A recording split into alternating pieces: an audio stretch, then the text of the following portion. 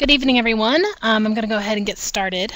My name is Jessica McCarrow. I am on the Science and Education team at the Globe Program Office in Boulder, Colorado. And tonight I'm going to talk to you a little bit about the new website and how to use that in the SCRC.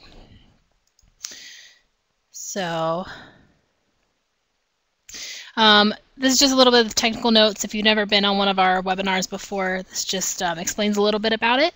You can type your questions in the chat window, and remember to make sure that your speaker icon is green, so that way you can see, make sure you can hear everything. If you're having any trouble, you can email us at climatecampaign@globe.gov, and we'll be sure to make sure we get back to you. So, as I said, we're going to talk a little bit tonight about using the new website to participate in the Student Climate Research Campaign. So, just about a month ago now, we launched our new website. This is a screenshot of what the new website looks like. If you haven't been there, it's a really fun, really exciting new place to go, and I encourage you all to, after the webinar is over, to go around and take a look around and see what you can see and get to know the website a little better. So I'm going to take you now directly to the website, and I'm going to show you around it and how to use everything. So here is the Globe website as I showed you that screenshot.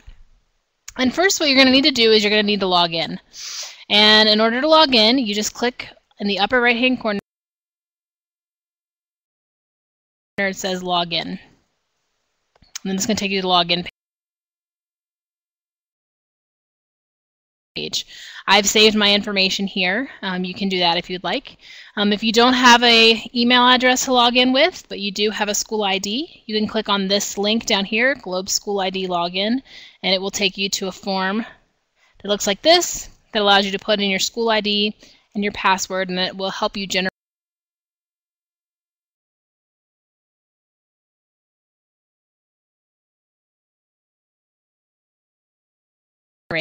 an email login. If you have not joined Globe, then you can click on Join Globe, and it will take you to the information about becoming a Globe teacher and how to create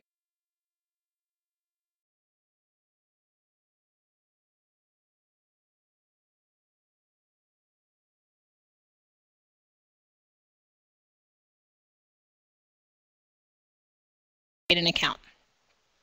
So I'm going to go ahead and just log in, and we'll take a quick look around your personal page. So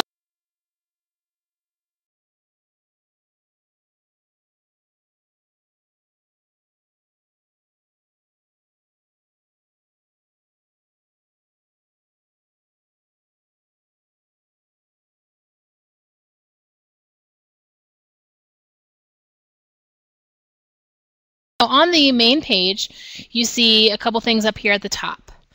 Just so that you all know, I have quite a few additional things that you will probably not see just because I have higher level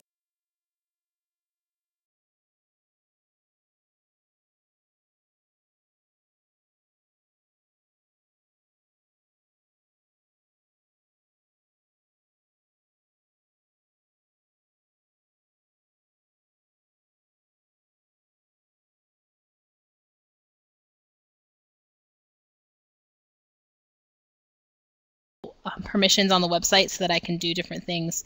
And so there might be a lot of information and you're a little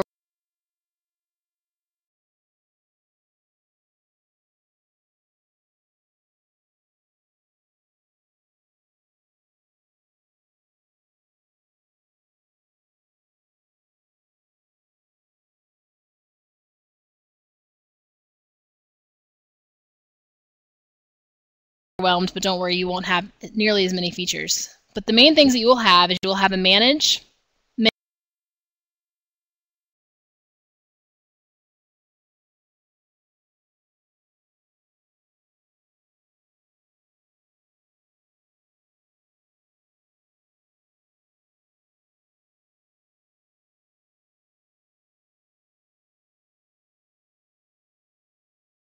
menu up at the top left. You'll have a go-to on the top right. You'll also have your name followed by a picture if you choose to put it up in the upper right. So to go to your personal page, there is under the go-to menu, it says My Public Page. So if you click on My Public Pages, it's going to take you to kind of what looks like a Facebook profile if you have Facebook. And on this page, you'll see my profile picture, the networks that I'm a member of, my little biography that I uploaded. Talks about also up here in the blue box on the right, the number of students using Globe, and right now it says 50. You can edit that and change that. It also says what protocols and learning activities I use. So I have a couple right now. I have automated weather stations and a land cover site. Also, it shows your activity and your map, so where you're physically located. Also, there's a data entry tab and blog tabs and collaboration tabs. If you are a scientist role, you'll have a blog tab. Otherwise, you won't have this. So these are just some of the things on your profile page. One of the other things you're going to need to do is you're also going to need to edit your account information. Oh, and if you want to, before I move on, if you want to edit your little biography here, I had taken the icon off, but there will be a little paper with a pencil, and it says Edit Web Content, and that will take you to a form where you can edit your biography. And make sure you hit Publish when you're done. So now if you want to edit your account, you can get there for two different ways. You can get there by clicking on the link with your name. So this will take you to your account, or under Manage, you can go to Control Panel. So in the upper left, you'll see My Account, and you click there, and it takes you to where you can change your profile picture. You can change your email address, your name. You can change a password if you need to change a password. You can add an address, phone numbers, a personal website. This is your personal information page. Make sure that when you change anything that you always hit the Save button. Otherwise, it's not going to save any of the information. Also under this, you will find information on your organization, which is your school. So if you click on here, you will see only the organizations that you're associated with. As I mentioned before, I have a wide variety of permissions, so I see a lot of organizations. I actually see all of them. So your school will be one of very few listed, and if you click on Actions and Edit, this will bring up the school information. So you can change the picture, you can change your Globe information, such as the principal of the school, the year that you joined, the latitude and longitude, which will help you with your map on the school's page, the address, phone numbers, websites, emails, and again, make sure you hit Save. And I'll take you to what your school's page looks like in a little bit. So now that we've gone through just a little bit of the basics, I'm going to take you through the SCRC pages. You can get to these through two different ways. One is by the icon here on the right-hand side of the magnifying glass in the sun. This says Student Climate Research Campaign. Or you can get to it through Explore Science and Field Campaigns. So I'm just going to click here on the link to take us just to the SCRC pages. So this is a little bit of information about the group, and if you're not a member of the SCRC group, I will show you how to do that. In order to join this, which will give you access to the discussions, the documents, and the useful links, you'll need to join it. So by join, you click on the Members tab, and I'm actually a member of the community. If I was not a member of the community, since I'm not now, there's Join. So I'm joining the community, and now you're a member. And as I showed you, it's also really easy to leave the community. So if for some reason you do it by accident, you can join it right back away. There's no time that you have to wait to join it again. So now I have access to the discussion boards, where right now there's a thread about World Water Day.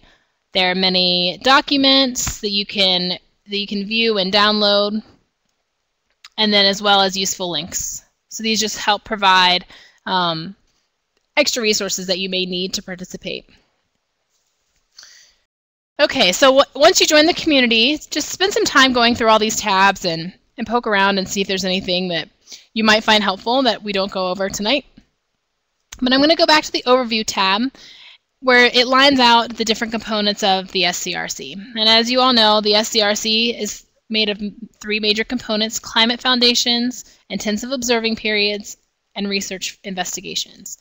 So just a brief refresher and look at these pages. Climate foundations is where our new SCRC learning activities are.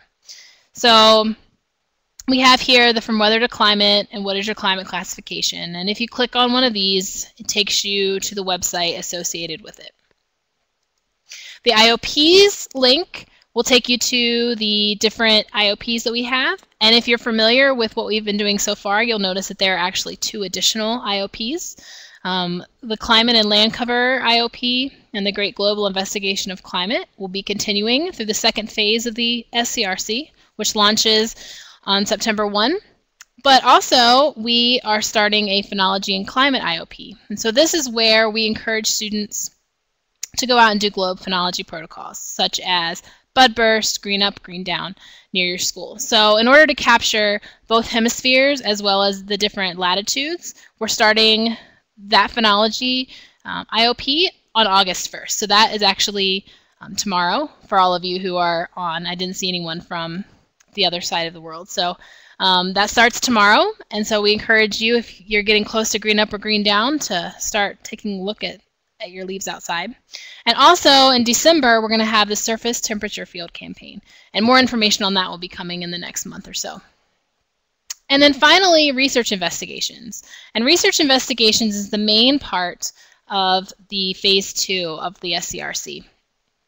So research investigations are where we're encouraging schools to develop and participate in their own climate research investigations. So taking a look at the local climate and what's important to you and your school, and developing a research question around that.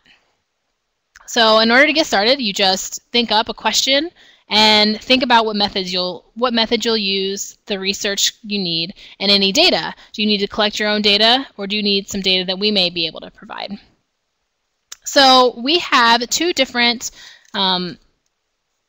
data sets available to you on through our website, and of course there are many websites, or many data sets available externally to us, and we can also help you find that if you need help. But first, we have the globe data. So this is really exciting because we have a new viz system, and I'm only going to touch on this very briefly. We have a webinar in December that will really go into depth on the new visualization system. But I'll give you a sneak peek. And so this is what it looks like. You can add layers and base maps and all other sorts of things. You can zoom in and zoom out. And on the Finding Globe Data page, you can, it gives you some directions on how to look through this to begin with. So like I said, I encourage you to go through the website. I really encourage you to go through the viz system, look around, see what you can do. And you're not going to break anything, so do whatever you want to do. And if you break something, then we need to know about it because it shouldn't break. So that's one of the 2 data sets, and the other is our long-term air temperature and precipitation data that we have through Google Earth. So this is where you would download a KML file and you would look at it in Google Earth. So I'm going to pull this up just so you can see what this looks like really quick.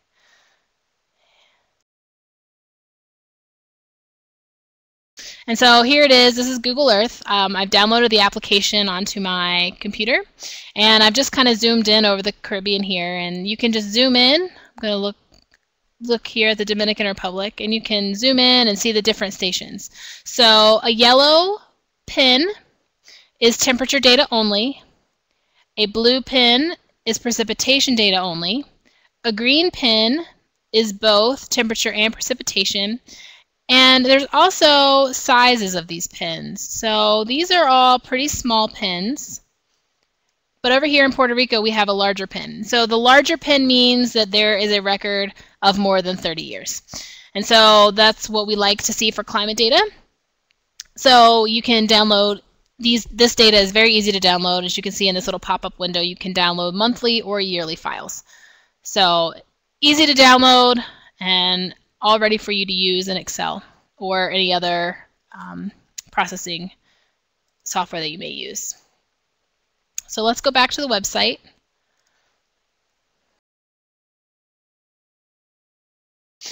Okay, so now that we've looked through those, I'm going to show you how to actually enter in your own data, because I haven't shown you how to do that yet, and you may be collecting data for your research investigation and you would like to enter that into the database. So in order to do this, as you remember, on my public page there was a data entry tab. So I'm going to go back to my public page and I'm going to go click on data entry. So right now I have my procedures set up. So my procedures is what you actually do for your protocols. So right now I have different integrated 1 day and 7 days, some land cover measurements that I have associated with my sites. But if there's something else, or if you haven't associated any protocols with any of your sites, it's really easy to do. You just go down to the available procedures, you find your site. So here's my weather station site, integrated 1 day, and I click add this to my list. So sometimes it may not show up, and if you need to, you can just hit refresh and they will all be there. So now I have all of my sites. I can click on my integrated 1 day and it takes me to my form, just like it was before at this stage. So I can fill it all in and I can hit proceed. So it's pretty easy to do data entry, and if you have any questions, of course, send emails and we will definitely answer those. And once you've done all of your data entry, you've done all of your research, and you're ready to let us know about what your school has done, we have a feature on here for artifact submissions. So these can be reports, they can be photographs, they can be PowerPoint presentations, they can be pretty much whatever your students have decided how they want to present their research. So in order to submit these projects to us, you need to go to your go-to menu and you need to find your school name. So there's going to be a hierarchy. So you're going to have your region, your country, and here in the United States you have your state, and then you'll find your school. So on your school's page, there's going to be this little tell us about it link over here on the left. It doesn't look like it's a link, but it actually is. And if you click on it, a window will pop up and you can enter in all of the information. So you can enter the file name, you can write a little bit of a little teaser for us about what it is. It'll go on your page and you can upload your file. So the final thing before I open it up for questions about how to use the website is, one other thing. Collaboration. That's one of the big things that we're also trying to get for the phase 2 of the SCRC. We want to see different schools working together. We want to see schools and scientists working together. And so it's really important to know how to find teachers and schools that may be teachers and scientists that might be able to work with you. So under the community link tab up here, there's a community map. And this map is defaults to all of the schools. So you can see all the schools that are Globe schools in the world. And say you want to look here, you can just kind of zoom in and it will take you, it'll take you to the schools. It's supposed to. Well, I know which one works. So let's go back up here.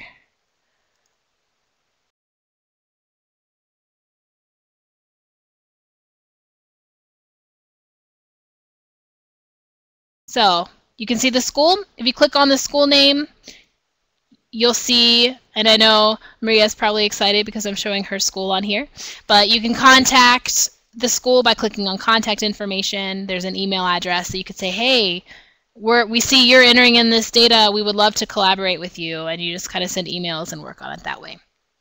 So that's how the collaboration works, and it also works for scientists. So you can zoom down to find scientists. So the final thing now is our community feedback forum. This is also found under your go-to menu in the upper right-hand corner, community feedback. This is where if you're messing around on the website and you see something that just doesn't seem to work right, or you're not sure how to do it, this is where you can ask your questions and someone will be able to answer you. So you'll come to the overview tab and you'll go to discussions, and you'll see 3 different categories. You'll see bugs, feature requests, and general questions. So general questions are, how do I create a student account? How do I find a school that I want to collaborate with? or where is this information? I can't find it. Feature requests are, you know, as a Globe school, I would really like to see this on the website. It would make it easier, and we would look into it and see if it was something that we could do. And bugs are, I clicked on this link and it's broken. So that's where all of these things go. It's really easy to do these. You just go to this, go to whatever section you need to go to, post a new thread, type in your subject and what the problem is, and then hit publish.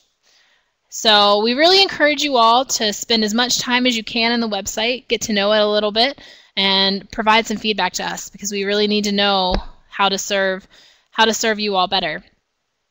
So with that, I need to cover just a couple of things before I open it up for questions. And I want to just share what's upcoming for the next couple of months with the SCRC. So, some important dates. On August 1st through September 30th, we are going to be hosting our climate calendar competition. So we're encouraging schools to submit things that they would like to see for on a calendar. And the dates are definitely firm. The due date is September 30th. So look for more information in the next news brief. Also on August 1st, we're launching the Phenology and Climate project, which we're really excited about. The next webinar will be on the 21st of August and the 22nd of August at 12 UTC and 19 UTC on the 21st and 2 on the 22nd. So hopefully you'll be able to join us again on that webinar. The GGIC will repeat in September. The CLC will repeat in October. And even looking further ahead, we have the video competition for Earth Day of 2013, and this says May 2012, but it's actually 2013. It's a typo there. Phase 2 will conclude with a virtual student conference, which we're really excited about, to have students from all over the world presenting their research virtually. So with that, I will open it up for discussion and questions.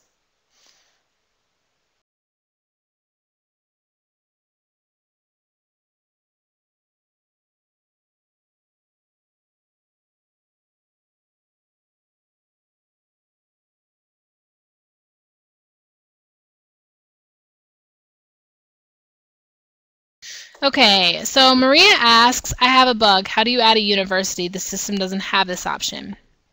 So do you mean that you want to add a university as in an organization?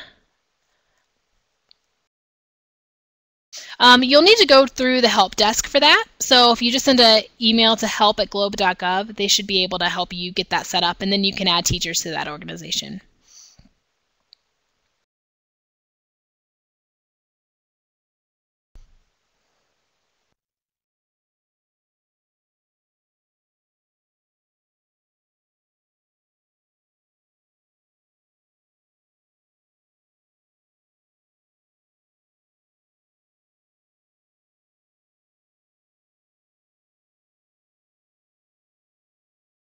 Yes, so if they are already Globe teachers, then they may have, so there is not the school listed there. Is that correct?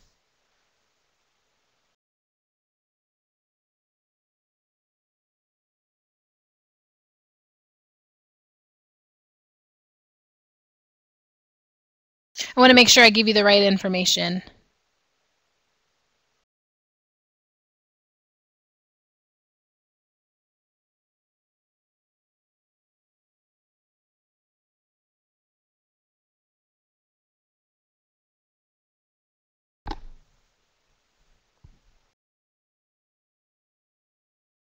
Okay, so if these are universities, they are technically schools. So what we need you to do is email help@globe.gov, and we'll make sure that, and they will make sure that those universities get everything set up so that they can log in and get started and join the SCRC.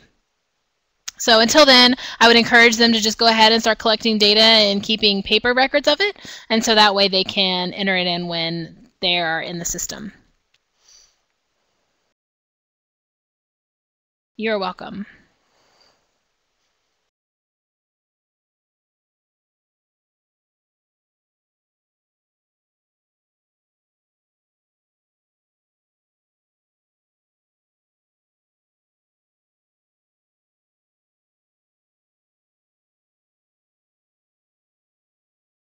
Are there any other questions?